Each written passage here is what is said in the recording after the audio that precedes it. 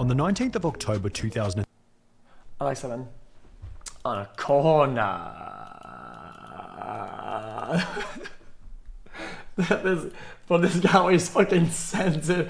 Every video, dude. Even there's at least like 5. I was a 2-month It's insane, dude. TTS. 22 months just flew by and I finally get TTS but don't know what to say. Fail Fisher, welcome maybe. Failfish. It's not only the end, but it's everywhere, dude. It's kind of insane. We can watch one of those theory videos. This is a really good. I actually really enjoyed the video. This is a really good one.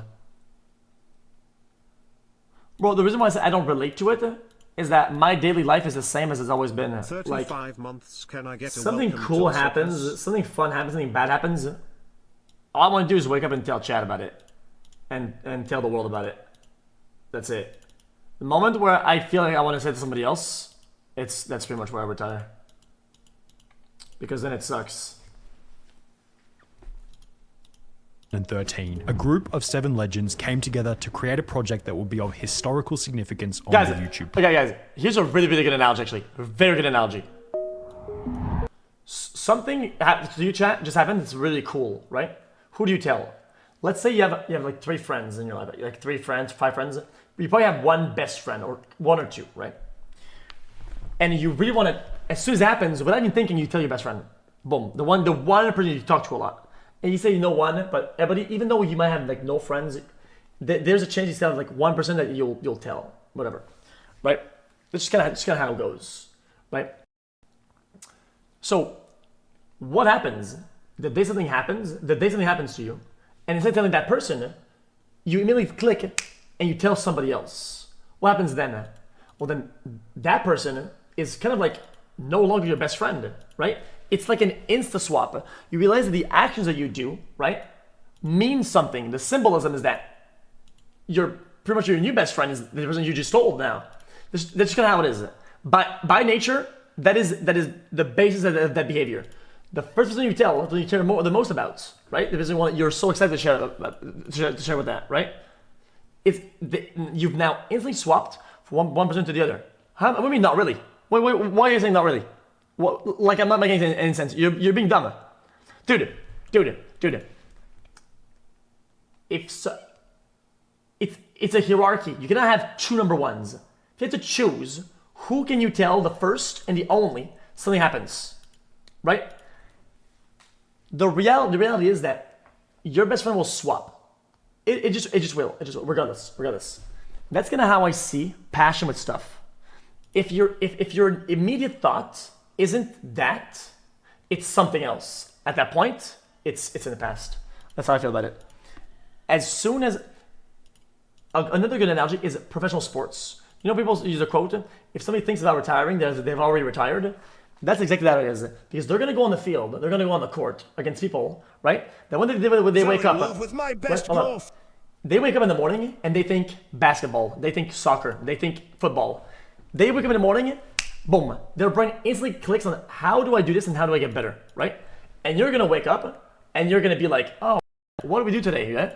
And basketball or soccer is your second item, third item, fourth item. When you go on the court against people, you're gonna get crushed. You're clapped. You're not even in the same ballpark. So at that point, that's just kind of how it is. Especially with these things, it's like if you're not doing it out of passion, it's a passion different thing, then it's already inclined for failure. On the 19th of October 2013, a group of 7 legends came together to create a project that would be of historical significance on the YouTube platform. Fell in love with my best girlfriend. Do I send it and tell her or let it play out? Love you, brother, and chat. Thanks for the help. In the beginning, the project had no following, it had no notoriety, and the name represented nothing but a GTA Online group created by a few small YouTubers. Nathan! Oh my god. However, the potential for the group was unbounded. They had nothing, but they could become anything that they could dream of. And what happens when you combine the skills and intelligence of 7 creators, each of which already at the absolute peak of their field? You get a YouTube group known as The Sidemen. Chad, was it xQc or these guys? Oh, we watched with xQc, right? I'll also watch it then. Fuck it. The Ultimate Sidemen would end up I wanna see becoming his thing a about group it then. consisting of 7 members. KSI, Vicstar123, Miniminter, Rodashaw, Bazinga, Tobe Jizzle, and Zerka. But in the beginning, early 2013, the name Sidemen represented very little on the YouTube platform, and each creator was simply doing their own thing with individual channels of substantial size. However, the creators were certainly already known to each other. KSI and Miniminter had both attended the same school and therefore had made various videos together in the past, while Zerka and Tobe Jizzle had also attended the same school, leading to a similar scenario. Me and Toby went to school together. Yeah. Me and this guy went to school together. The other 3 members that would eventually join the Sidemen, Bazinga, Rodashaw, and Vicstar, had met the other 4 creators in the past through YouTube and other scenarios. And considering each of these individuals already had their own personal YouTube channel, they would begin to make videos and play games together, such as GTA 5. Now, Vic, let me kill him. Fuck this back. Kill him. Shut up. And with uploads such as GTA 5 online group fun with Zerka, Toby, KSI, and Bazinga, we can see the skeleton of a YouTube group beginning to form. Do this. Remind me of the Greek clip. These collaboration videos between each member would lead up to the release of GTA Cruise in October 2013, at which point Ethan, aka Bazinga, would go ahead and create That's a GTA classic. group under the name The Ultimate Sidemen. Online dropped, and then I went into making the crew thing. I whacked up the GTA crew where we could all join, called The Ultimate Sidemen. The point which each member considered to be the official beginning of the group. The word Sidemen describes a person who copies everything his or her friend does and is subordinate to the boss of the group. When the Sidemen group was first created, KSI was the biggest YouTuber of the 7, having around 4 million subscribers. And the name of the group began as a joke that each member was a sideman of KSI, being subordinate and copying him as he was the biggest out of every creator. Yeah, so we're all making the joke that. And then the crew's come out, right? However, we have Welcome to to the mention, jungle. at the time, the Ultimate Sidemen GTA crew was far from the Sidemen YouTube group. They were still just a bunch of individual YouTubers playing games together. Regardless, the group certainly began to build up some YouTube notoriety as the Sidemen, moving into a house together which they nicknamed the Sidemen House. Yes, this is the house tour. I promise you guys. Also beginning as This the Sidemen guy. Clothing Company on the 30th of December 2014. This was all in conjunction with numerous Sidemen group style videos on individual channels, such as the Crossbar Challenge posted on KSI's personal channel. And the Sidemen Patience Test posted on Miniminter's personal channel. Today they're Jesus. going to be doing whatever they can to try and stop me sitting here. The problem, however, was that the group didn't have its own YouTube page, possibly owing to the difficulty in trying to set up a channel with 7 different creators. However, this would change after KSI witnessed the success of KYR Speedy's gaming group. Those YouTubers, I forgot what their group is called, but they had like a little group and we were like, oh yeah, we should just do something similar. And decided that making the Ultimate Sidemen into a somewhat official YouTube group might not be such a bad idea. After an assumed planning period of around 6 months, the official Sidemen channel would go live on the 16th Hey, I actually remember of May that. 2016. Hey guys! And welcome to the Sidemen channel. The 7 creators involved in the project had a combined total of around 30 million subscribers at the time, and when That's combining insane, this figure though. with a shout out from each individual YouTube channel, We have created a new channel, ladies and gentlemen, the Sidemen. the initial growth for the Sidemen was absolutely insane. Within only 3 days, the Sidemen had steamrolled past 1 million subscribers, which at the time also gave it the record for the fastest YouTube channel to ever reach the 7-figure milestone. After 2 weeks, the Sidemen would post their first video, Ethan's more of a skeleton.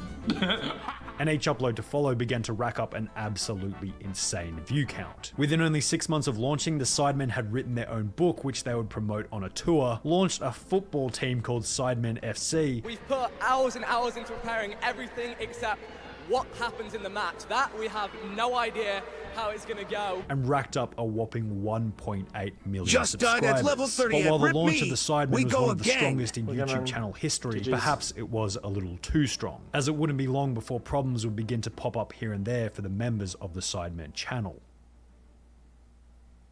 It was like getting to a point where we were like, oh, we might have to end this. No you know? point. That's it, yeah, just like move on from this whole Simon thing. In August 2017, a little over 1 year after the Sidemen began posting videos together, KSI, the most popular creator, would leave the group, posting a video on his channel titled I'm Leaving the Sidemen, Title of the video, I'm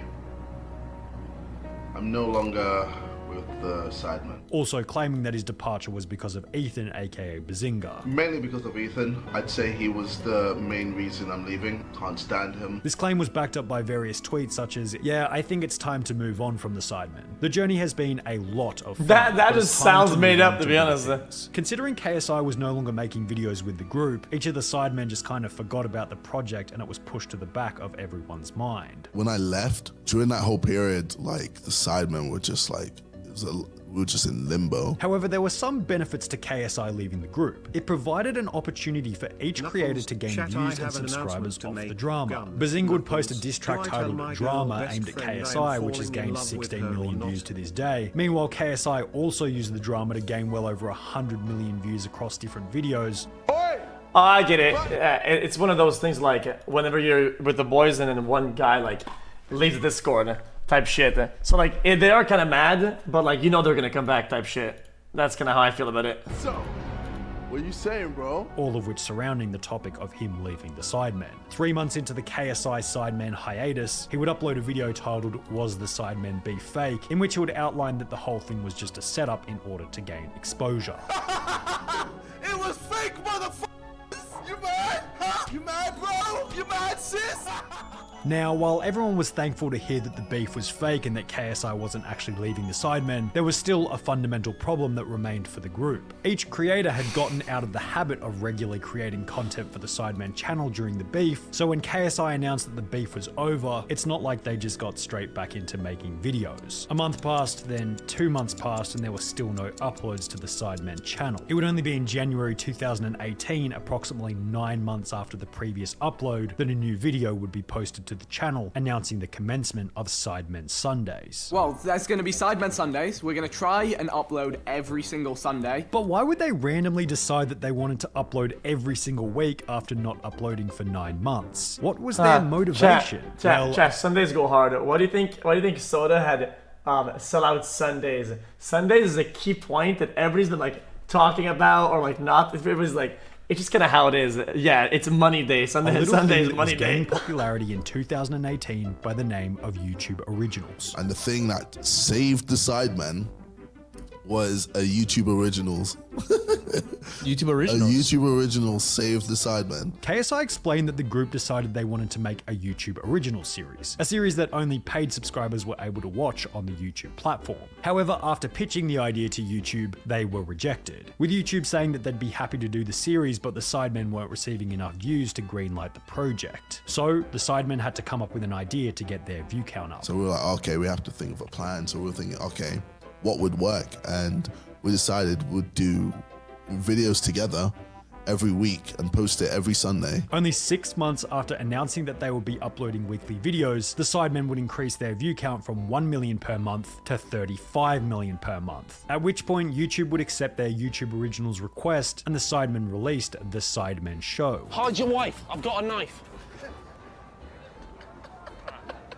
Now, as KSI explained, the Sidemen Show didn't actually do much for their channel as a whole. The YouTube Originals happened. It didn't really do much, but we gained so much from it. But what it did do was get the creators into a habit of making regular videos together. And considering they were now receiving around 35 million views. Nah, that shit gets everybody's skill set way up. I feel like something like this levels up the whole squad in like so many ways every month on the channel, Sidemen Sundays would continue. These 35 million views every single month. A schedule, a crew, production, staff, and eventually 5 million subscribers in June 2019, at which point they would upload a video that would change the history of their channel forever. Yeah, for sure. Yo, what's up and welcome to Sidemen Real Life Tinder. We all know how this goes. Various girls from all over the country will swipe right if they're interested and left if they're not. It was KSI's idea in the beginning. A bizarre idea, of course, but an idea that would exceed the expectations of every single one of the members. To set up Tinder as if it were a real-life experiment. Real women, real rejection, and a whole bunch of terrible pickup lines. Hi, I'm KSI. I'm 25, and I'm rich and famous. Oh, right. Something about this video resonated with fans better than anything else. Perhaps it was the comedy or simply people the love dating attractiveness of content the girls involved in the video, but the performance was absolutely unmatched on the Sidemen channel. In less than a week, the video had gained 13.5 million views, and in a month the video became the most popular upload on their channel. After almost a year of averaging 35 million views every single month, the Tinder in real life video boosted their average views to 85 million a month, then 115 million only 2 months later. I never did any content. What the fuck is on to you? Real life number 2. Your hair is quite nice, and you seem like good fun. So if I give you this rose, will you finger my bum? This video once again racked up a massive 15 million. Bro, I had one incident of dating shit at like fucking 3 a.m. in the morning on an Overwatch stream, man. That's like the most anti-analytics, like non-farming thing you could possibly do. And then one Raj Royale or some shit. Out of 300 hours a month, 1 hour of something is, that's 0.3% of the content. Views in the first week and has gained a little over 50 million views to this day. These videos ultimately boosted their subscriber count, passing 6 million, then 7 million, edging them closer and closer to that 10 million subscriber milestone. But in order to cross that milestone, the Sidemen would have to think outside of the box. They couldn't just keep making Tinder in real life videos all the way up until Tinder in real life episode 63. They needed a new idea that would help the growth of the channel. The group would eventually find this new idea. However, the idea would not come in the form of a video or say a meet and greet, but rather in a slightly unconventional event. So the fight's been announced today, November 9th, Staples Center in LA. How are you feeling? On the 4th of September 2019, KSI, the most subscribed. Bro, Amaranth and me is not dating content, bro. Why have you gotten the vibe that me and Amaranth, when she shows up, it's like dating content? Brother, we just sit at the computer and we just chill. We sit, bro, I gotta tell you, a bunch of weirdos. That is not dating content. Like, what the fuck? Bro, there's not even a singular inch of effort to fucking farm fucking, like shippers. Like, what the fuck? Sidemen of the 7 would announce that he would be rematching Logan Paul in another boxing matchup. Everything I did with her is something I could have done with a guy, right? And would have done the exact same results. It's just like, me showing her TikToks, I've done it with guys before. When I show TikToks to fucking Pokey, I was at shipping. It's just like, I had no dating interest, like, what the fuck? After their first fight ended in a draw. It is a majority draw. It's a draw. Let's hear it. And while this was extremely exciting for KSI himself, it also began to provide numerous video and growth ideas for the Sidemen. Fight predictions, podcast topics, and a load of other content, all racking up millions of views for the Sidemen channel. We're going to be talking about the KSI versus Logan Paul 2 fight, November 9th. We're going to be giving out thoughts on the build-up, our prediction of how the fight's going to go. KSI would go on to win the fight against Logan Paul. From the United Kingdom, the Nightmare.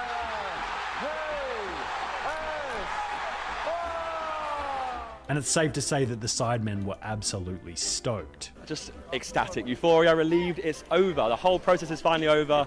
I think like this probably takes more breaking down. I think this could have been like a 30-minute video, right? Where it explains like the work ethic and the system that they made and the structure and most of the things that make why it works. Not just, oh, that worked. Just the whys of it. The event ultimately boosted the growth and exposure for KSI, and since he's often considered to be the front man of the Sidemen, this growth would trickle down to each of the Sidemen channels. The fight as a whole was excellent for the overall long-term growth of the Sidemen channel, and in conjunction with a consistent upload schedule, the formation of numerous unique video ideas, and years of good old hard work, the Sidemen channel would eventually hit 10 million subscribers on the 30th of November 2020. Welcome to the Sidemen channel. Diamond button. YouTube would send each creator a 10 million subscriber button, which was somewhat hilarious as only 2 out of the 7 creators had hit 10 million on their personal channels. Therefore, for 5 of the Sidemen, it was their first 10 million subscriber play button. You've got 2 others, so you don't even care. And 2, this is my first one. Since hitting 10 million subscribers 4 months, I've never gotten the 1 play buttons out of all my channels on YouTube. All of them. The main one, the side ones, all of them combined, I've never received a singular box, bro. I don't know what that shit is going, man. The Sidemen have only continued. I don't know what the fuck is going on with that shit, man. 5 million on more Sidemen, 3 million on Sidemen Reacts, and 1 million on Sidemen Shorts. The Sidemen have shown that when harnessing the skills and complexity of 7 different individualized YouTubers, the channel that results is certainly something to behold.